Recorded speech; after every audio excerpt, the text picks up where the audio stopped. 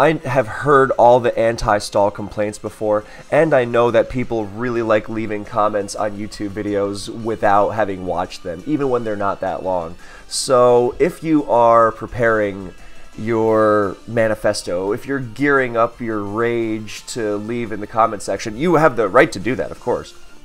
And you're going to do that before watching the whole video, then I at least would ask that, well, first of all, I would like to thank you for not pausing the video at 0 seconds to leave such a comment. Those really baffle me. Those that leave stuff that is very quickly and thoroughly discussed and or possibly refuted in the video. And yeah, so thank you for not doing that. And second of all, before you do that, let me ask you if these complaints about stall resonate with you, if they sound like something you might think or something you might have heard other people say. The first one, stall is only used to waste time. It's only used by these people who have no regard for you and just want to burn away as many of your precious hours on Earth as possible.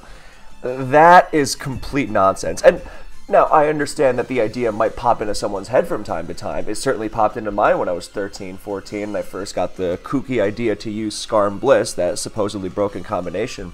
I was like, man, you know what? It'll be so great. I'm going to be so awesome, and just making them switch watch as I switch back and forth between Scar and Bliss, and they get worn down by hazards. It'll be so awesome. Here's why that doesn't last. It's because, first of all, in order to stall people out, the style has to actually be good, right? And when you are stalling people out, then since the goal of the game is to win, and if you're trying to really just waste people's time forever, then there are better methods to do so than stall teams, because stall teams can be played very aggressively, arguably should be played very aggressively. That's when they're at their most dangerous. And really just wasting people's time is just spamming sub and protect, so even if you lose, the game takes a million years to finish. So that's way more effective if that's your only goal, to waste people's time. The reason why stall gets used is because it's good. That whole oh, I'm gonna make them switch, but I'm gonna enjoy it so much. I have such a sadistic side to me because I'm a 14-year-old who doesn't have a sense of anything. That doesn't last, because then you're just using an effective play style. And if your opponent can't beat it, then their team is bad, or they're not playing well enough, or you were just playing better. I'm not saying that there aren't valid criticisms of stall, but I would say that they're no less valid than criticisms of offense, because sometimes offense can just be just as quote-unquote stupid for the game, when it's just a bunch of really strong Pokemon chained together slamming the opponent with hugely powerful moves that how do you possibly switch into this? That's not really the healthiest thing in the world either. So we're really disregarding that.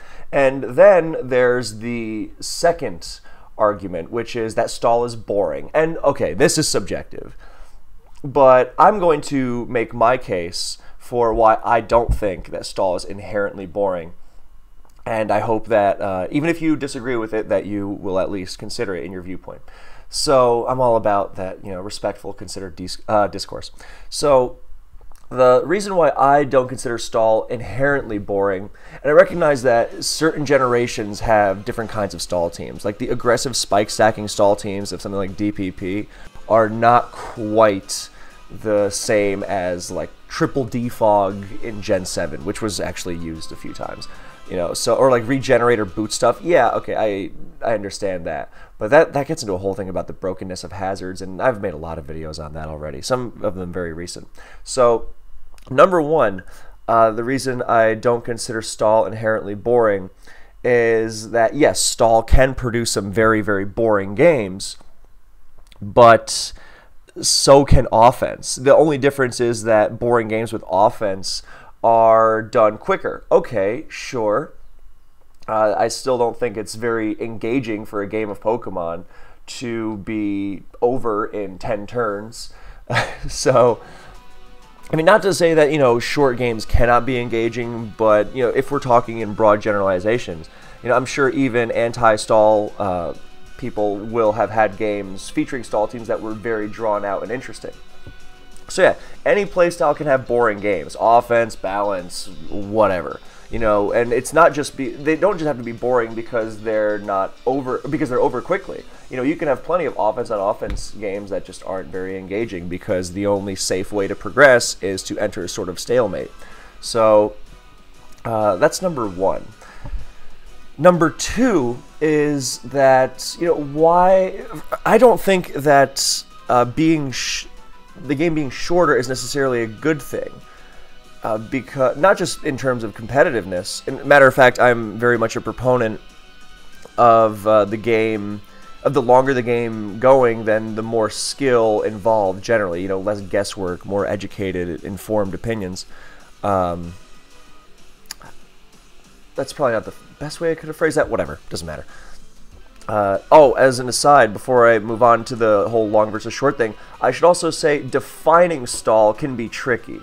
Because it seems to the definition seems to be too all-encompassing. You know, like everyone knows like what the big stall teams look like. Okay, I'm not debating. Oh well, actually, T-Tar Scarm and friends is T-Tar Scarm Clefable DPP is actually very offensive because it plays aggressively. No, I recognize that it plays aggressively, but it is a stall team, and that's what makes it good. You know, the stall team locks you down very quickly. But yeah, so the other thing in terms of, you know, what is stall is people will get mad at anything that slows the game down. So like I've seen very offensive teams in Gen 7, for example, that also have a Celesteela. Celesteela uses Leech Seed and Protect. People will get furious.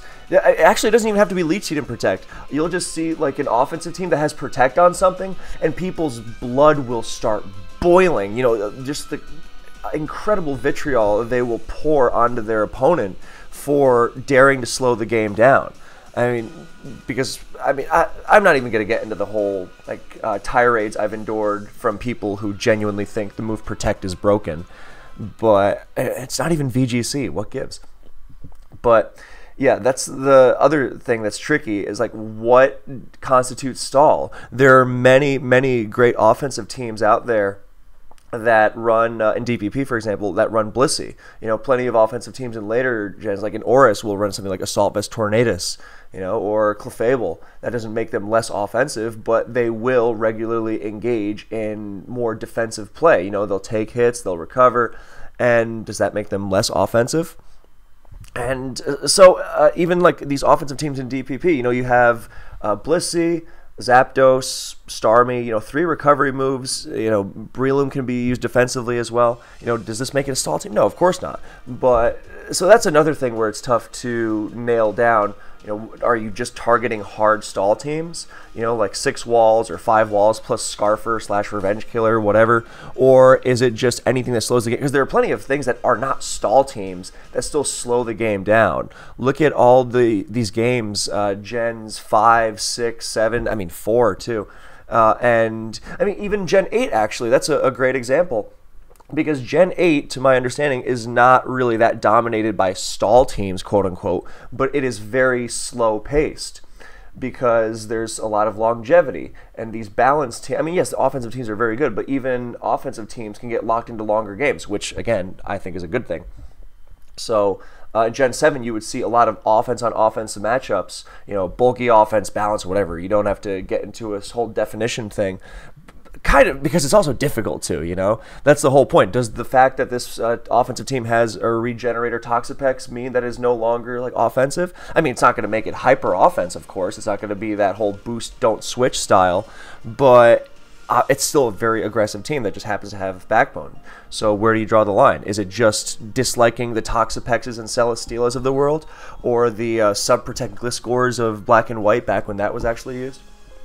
So yeah, and those games can get very drawn out. You'd have these bulky offense on bulky offense games in Gen 7 regularly where the games would go to 70, 90 turns. You know, they were just good, solid 70, 90 turn battles, and they weren't like stall. And you'd have games, you know, half that duration, which were very boring. So that boring thing actually leads me back into the whole thing about duration. Whether it's, you know, turn length or time, because, you know, you can have a very short game with many turns if players are clicking very quickly. But yeah, it goes back to the thing, not only is the game more skillful if the game goes on longer, generally speaking. Remember, we are dealing with generalities here, or else I could just start lobbing anti-offense stereotypes around. Yeah, you can have games like that. But I understand, it's not just, about the ultimate test of skill, but also fun. Okay, well, I know, I understand that. That is why I am making this point. So, in terms of fun, so let's say that you have offense versus stall, right? And you are the offense player. If your offensive team has the tools to beat stall, then you will... Can my music stop cutting off, please? It's like the music just used protect. Anyway, so you have offense versus stall, okay? So here are your options. Your team absolutely destroys stall. The game is over quickly. You're happy, right? Okay. So that means the stall team was not good into your offense. So that means the stall team was bad. Okay. Option number 2, your offensive team stands no chance against stall, and you just lose very quickly, or your opponent outplays you. Either way, either your team was bad or you were not the better player. So stall, being on the more extreme side of the playstyle spectrum, means that it definitely does encourage a very high level of execution throughout. However, there are also many, many, many games where someone will, I think it's a good thing that it demands this level of high execution, but there are many games where, someone will mess up against stall and still have the wherewithal and the options to break through them. Good Lord, can the music... Yeah. Anyway, so it is not just if you don't get the perfect matchup and play perfectly from turn 0, then you're toast. That's complete nonsense. So either you destroy the stall team because the stall team is completely helpless against you, and in that case, the stall team's helpless against you, or you played better. Either way, deserved. Or your offensive team is not good into stall, and you lose because of that, or the stall player just outplays you, because it is very, very possible to be very aggressive with stall, and that's when it's at its best, as I'm saying for the millionth time, because it is very true. And that whole thing about, let me just switch between walls forever and not do anything to earn the victory, that is a very scrubby way of going about stall. That is how you reduce stall to a matchup-reliant gimmick, almost. No, the way stall is at its best when you use it like any other playstyle where you actively working towards the win, but you use more of a defensive core to do it, just like an offensive team would use their joined offensive attacks. So in either of those situations, everything is earned. Or in the third situation, then you have an offensive team against a stall team, and the game could go either way. Okay, so it's not going to be decided immediately. It's not quite that extreme. In that case, you will have a prolonged battle. Okay, nothing wrong with that. Well, if you do think there's something wrong with that, then we'll address that in a second. But you'll have a prolonged battle, and the game will be decided on who can last better, or who can not last more necessarily, but who can maneuver their way more effectively through this long game. And again, deserved. You play better than your opponent over the course of 90 turns, whatever it is, then okay, great. And if your opponent outplays you, then what is there to dislike? Oh, well, I don't like long games. Okay, so let's look at that mentality. Why do you dislike long games? You like playing the game of Pokemon, right? And if you don't, then please stop playing immediately. You are ruining your life. Let's assume you enjoy playing the game of Pokemon. Okay, so you enjoy playing the game of Pokemon. That means you should enjoy the games as you are playing them, and not just, I want this game to be over with as quick as possible. Because why do you want it to be over with as quick as possible? So you can play another game you want to be over with as quick as possible? That doesn't sound like enjoying the game. That sounds like you want to achieve a certain result, and you're so result focused that you are not actually enjoying the process of the game. Because like in life, there's that life lesson that always finds its way in there. We can always try to achieve something, but we should be enjoying the process and not just forcing ourselves to go through the motions of something just because we think we'll be praised afterwards. You know, I shouldn't be going into an SPL game going, oh, I sure hope this battle is over quickly so that everyone can praise me and tell me how great I am. It should be, no, I want to enjoy the game of Pokemon, because you can do, if there's any, I don't know anything about any other games, but in Pokemon, you can do everything right. Actually, it's kind of like baseball in that regard. In Pokemon, you can do everything right, and the game will just say no. You know, like, pardon my very American example for the non-US people out there. But, and I mean, I'm sure it applies to other sports too. Basketball, you know, sometimes the shot just doesn't fall. It doesn't matter how good the shot is. It doesn't matter how good a shoot you are. Sometimes you just will not nail it. That's okay. You know, you just have to keep putting yourself in that high percentage shot. You know, the baseball example would have been, you know, perfect line drive right at someone. Or, you know, even better, you knock one over the fence and some guy just goes up there and steals it. You know, I'm sure there are other examples, but yeah, I used to play soccer in college, and same idea as the basketball one, let's say. Anyway, so, or, you know, mix of basketball and baseball, because the goalkeeper can actually block the shot, and, you know, as it's about to go in. And in basketball, you can't do that because that's goaltending. So, you get the idea. That went on a little long, but in Pokemon, you can do everything right, and the game will just say, no, I'm sorry. It's actually, it won't even say I'm sorry. It'll just say, no, you will get crit 6 times in 6 turns, and para full para'd, and blah, blah, blah. You know, so you cannot rely on the end result. You have to enjoy playing the game, or you are just setting yourself up to be miserable a lot.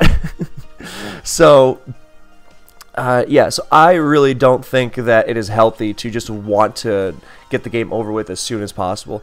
I mean, if you're on a time crunch or something, yeah, okay, that's annoying, but then there are more important things in your life than the game of Pokemon, you know? So, yeah, I really think that, I mean, okay, I understand if every game you're playing is long, then that's not for everyone, so that's why not everyone plays GSC, for example. But I really think that people should enjoy the process of the game more, and that, you know, because I do think that there's something to be said for when people get this has been going on forever. As soon as the move Protect pops up and the game slows down just for a turn, like, people will start cursing out like, oh, you such and such, and that should not provoke such a reaction. I think it should make you want to look at yourself a little more, like, why is this getting me so mad? And yeah, I think that's basically every point I wanted to make.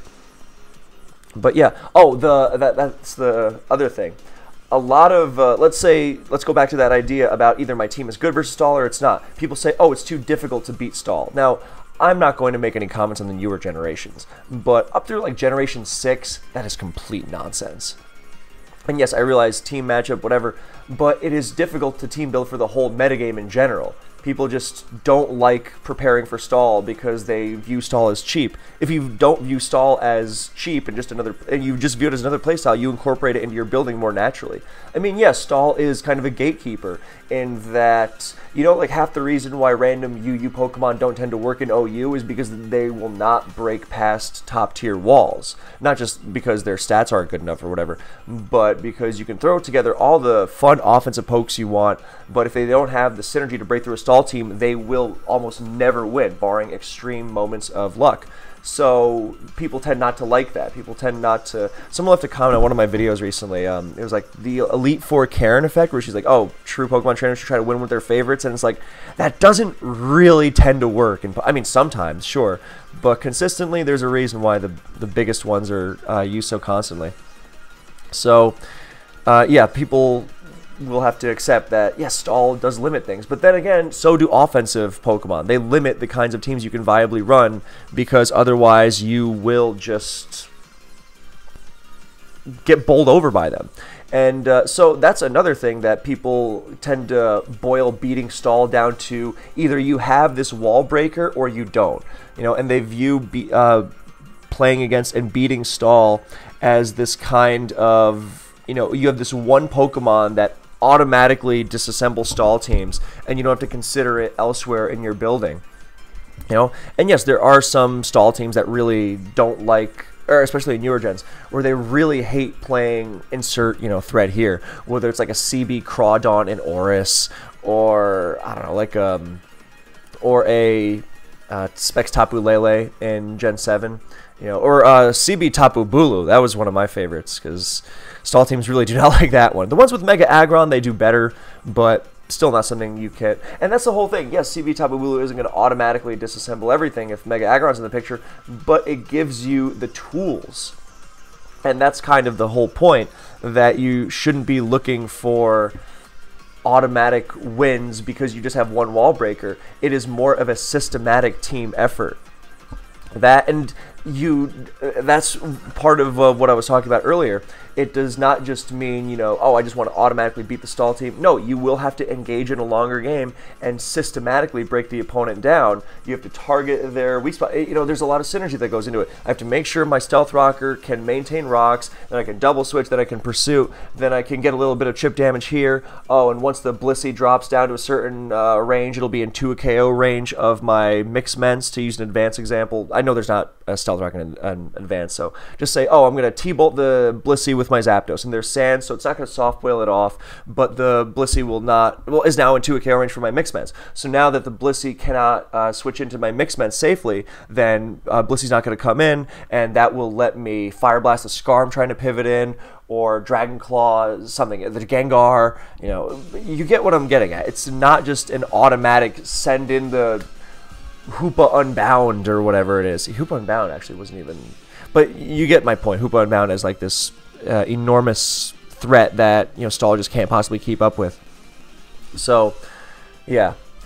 And I mean, look, if you want to play a metagame without stall, an OU metagame without stall, stall is terrible in Gen 5 OU.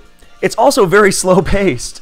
So is it really stall, or is it the slow pace? Because those Magikarp spam teams that end in Reuniclus Wars, and now Clefable's part of the picture, I mean, those games are long and drawn out. They're not stall. They are very, very aggressive. I mean, stall teams are better, actually. I should take that back. Stall teams are getting better for sure, but they are still... Yeah, actually, I should... they're not even stall. I take it people don't even refer to them as stall. They just get referred to as fat. Because they are not focused on, oh, let me wall everything forever. They are using their bulk to strangle the opponent more than anything else. It's not about, oh, let me just sit back and wall forever, because that's very foolish.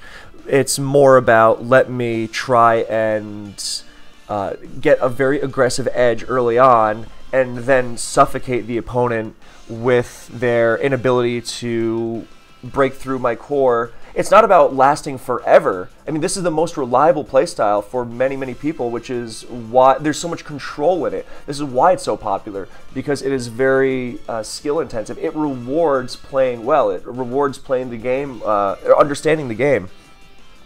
And in such situations, then players who, the best players who want to win consistently, then they gravitate towards these styles because they are very skill rewarding. That's a good thing. So you get the early advantage, and then it's not about walling the opponent forever. It's about making sure that they have a very, very limited window in which to break through you. And that places a lot of a demand on the execution of both sides. If you're running that offense team, if you don't have the tools to last too long, you better be able to win that game really, really fast. So, yeah, I think I've made pretty much all the points I want to make. So, thank you for watching, and we are not going to finish this replay off in detail for those who are watching. But the reason I have it here is because this is exactly the kind of thing I was talking about earlier with Blissey offense. And Blissey offense is practically its own genre in DPP because it backs up all these big, big hitters. And from there, you have a great backbone, and then you are more... Having the backbone gives you more opportunity to launch your offense. It's a tried and true staple of Pokemon, not just Blissey. But, it's why a lot of good offensive Pokemon, or great offensive Pokemon, are also good defensively, because you do have to switch into attacks. That's kind of why, how competitive Pokemon works. And so this whole thing is just an extension of switching into attacks. And I won't say that, just one of the spam offense is the equivalent of 4 Fire Attack Charizard against the Elite Four, but you see what I'm getting at? If you're going to switch, you're going to have some ability to switch, unless you're running just pure hyper offense all the time, which is very exploitable. And yeah, so sometimes you have to slow the game down, and that gives you more offense. I mean, this team has Specs, Heatran, and Focus Punch Breloom, all the offense in the world. I mean, U-Turn Zapdos. It's got 4 recovery moves, Wish Jirachi, Roost Zapdos, Soft Wheel Blissey, Recover Starmie, and Breloom heals as well because of Poison Heal. So, yeah, and yet it's still very offensive and with one of the scariest wall breakers around in any gen, Specs Heatran. So, yeah, and this is exactly what I mean. It's a very long game, but this game is not decided one way or another for a long time. And if you do, again, to reiterate this point, if you do have a game where the game is lost and you were just suffering through a game that you cannot win any longer, then you should have played a different way, or you should have used a different team that made it so that you would not lose the game so early. Because you can just forfeit if it's lost and, there's 50 more turns and I'm just going to, pray for a choke? I mean, in a team tournament setting or an official tournament setting in general, but especially in a team tournament setting where your teammates are relying on you, hey, play for that choke, absolutely. But if you just want to spam as many games as possible, and we already talked about that, but yeah, then, I mean, if the game's lost, then just forfeit. Stall should not just be a playstyle that makes you forfeit automatically because your team can't deal with it. I mean, that is not on Stall as a playstyle. If Stall is genuinely broken in some way, like the times where Dugtrio was running around, for example, then okay, valid. But no, that's not what we're talking about here at all. And yeah, that's so yeah, and when the game is not decided for a long time, then you are very much in the game and engaged in trying to win. And what's boring about that? That's the whole thing. It's only boring if the game is decided one way or the other, right? And it's pretty much used as boring because the Stall player is like, well, I'm trying to win, so I don't care if the game is dragging on long in order for me to win. So what's really boring is that the offense player is toast, and they know they're toast, and they can't do anything but just flail around for 60 turns. Well, if you're going to flail around usually for 60 turns, then forfeit if you know you're going to lose anyway. So save yourself the boredom. And if the game is long and you're still in the game, then what's there to be bored with? Because you're fighting for the win. That is very possible. So, yeah, I hope I've made my point fairly clear. Thank you so much for watching. I hope you enjoyed, and I will see you in the next one.